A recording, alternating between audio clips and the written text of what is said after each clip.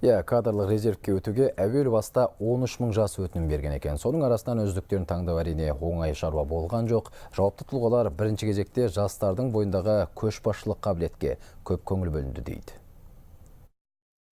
Можно с большой гордостью сказать, что Байқау жарияланған кезде 13 мыңнан астам адам өтінім берген. 7312 адам толық тіркеліп, бірінші кезеңге өтті. Міне осы жастар жобаға не мақсатпен қатысып жатқанын, жобадан не күтетінін анық білді. Олардың жартысынан көбі шетелде білім алған білікті жастар. Іріктеуден өткен 300 адамның 96-сы ғана мемлекеттік қызметшілер. Көбі жеке сектордан қатысушылар. Бұл талантты жастар елдің болашағына үлес қосатынына сенімдімін. Происходил на принципах максимальной прозрачности.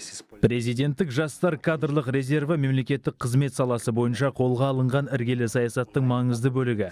Осы орайда айта кетерлігі, жастар бұл жобаға тек мансапқа жету мүмкіндігі деп емес, керісінше елге пайдалы ойларды іске асырудың мүмкіндігі деп қараған жөн. Бұл туралы президентіміз де айтқан болатын. Президентского молодежного кадрового резерва. Кандидаттардың көшбасшылық қабілетіне мән берілді. Сонымен қатар ой ұшқырлығы мен басқарушылық қырынан да сыналды.